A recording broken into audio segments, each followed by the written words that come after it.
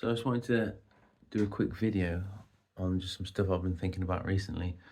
It's about finding the one. So this concept of there's one person out there, one soulmate that you're meant to be with for the rest of your life. And you need to try your best to find them. And people seem to just manage to find them like in a corner shop somewhere on the same street that you've grown up in school together in geography class. You find that the one. I find it hard to believe. And then as the years go on, they split up and they weren't the one, and then you carry on looking for the one, and the one is still out there somewhere, is the one speaking a different language and is 30 years older than you and lives in Brazil. It could be, but you're never going to meet them if you don't scour the earth, meeting as many people as you can possibly fit into your life to find the one. So maybe it doesn't exist. Maybe the one is not the one. The one is a person that has enough in common, shares enough core values that you share, has enough differences from you, and you and the person can make enough compromises to have all of those things aligned to have a beautiful life together. Now, that could be at least 300 people in different variables of like personality and values and stuff, and things that you know can sort of align with that person.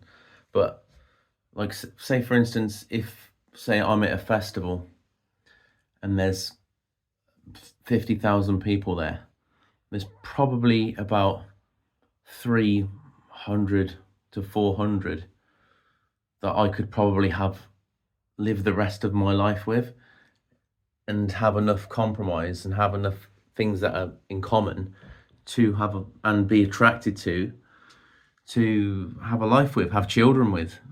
So I don't think the one is a thing. I think it's just basically when you're in a relationship, you need to think, is there comfort, and am I comfortable with this person? Am I myself? And if I can't be myself 100%, if I can't completely drop down all barriers and be my lowest, most grottiest, like dirtiest version of myself in front of them, then maybe that person isn't my version of the one. And I'm not saying you've got to just, start going to the toilet in front of each other and that's the key. Like you've got to show everything to that person. You still have to, there's a balance with all of this, isn't there? You still have to keep mystery. You still have to keep like arousal. You still have to keep, attractiveness. So, but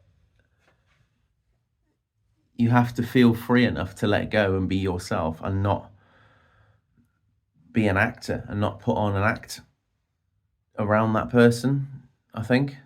And I think that's a bearing of like, am I the person that I'm with at the moment? Am I myself around them? And what is my gut feeling? And if you feel like you're not being yourself, then maybe that's not the person that you should be with. And these are hard questions to ask yourself, because nobody wants to die alone. Everybody wants to have that person holding their hand as they close their eyes for the last time. They want to leave, children around them. They want to have a community around them as they get older. And the prospect of like asking yourself these hard truths about the person you're with at the moment, if they are your version of the one, if you can be yourself around them, or if you're not, against dying alone and not having those things that you want, you'll end up wasting time when you could really be finding someone who's more in line with you feeling completely at ease, because you're never going to change somebody to be exactly what you are or what you want.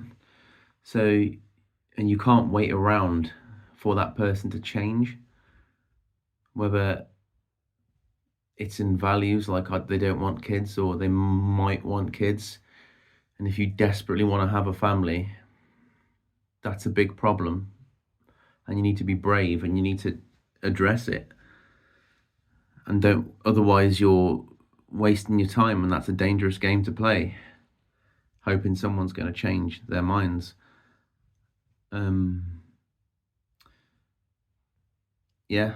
And if you're in a relationship with someone and then they become indifferent towards you, or you become indifferent to them, like, I just don't feel love and I don't feel hate. I feel complete indifference. That's worse than feeling either one of those previous emotions, love or hate. It's actually not being bothered. And I've realized this about a previous relationship that I was in for like 10 years. And then obviously when you're out of the relationship, you can look back and you can notice these things. So I can see numerous times in the last year of the relationship that the other person was indifferent to anything that I was doing. So it wasn't even like, I don't like that, I don't like the way you've done that, or, you know, I love that, or I love how you do this. It was just nothing at all, which is terrible, which is even worse. And when you look back at it, you don't notice, because you put up with that and being completely blinded to it, because you're in a relationship, you've been in a relationship for that long, for 10 years. This is the person that you're supposed to be with. And there's no blame there. If a person changes their mind, they might have been putting on an act, and that's probably what happened. The other person is one hell of an actor for a long time, and it's not fair on that person to compromise what they truly want out of life in a relationship and they don't feel anything for anymore. So the best thing for everybody is to be alone and get comfortable being alone, and try not to be scared being alone. Try not to worry about dying alone, because it's better to be alone now when you're in your 30s and time is running out. It's better to be alone now and get to grips with that and try and be at peace with that, because you're giving yourself an opportunity to not be alone by being alone now. And you need to just meet more people to do that. That's the only way you're going to meet your version of the one, is to meet more people and try and put up these filters of values, core values, what attracts you, where you're going, where they're going, and also not feeling too worried about putting so much stock in as if this person is my soulmate or not. So there's a balance. Basically, the takeaway from this, I think, is don't look for that one soulmate and disregard everybody else that you could have a good life with. And don't put up with people that you're trying to have a good life with that you can't truly relax around. And look for somebody that's nearer to that, the one, that soulmate, which you might not find. But in the middle there, between these two, is a life that you'll be happy with, and a person that will be your best friend. And you can be your worst version of yourself and your best. They'll bring out the best version of yourself around them. So there we go.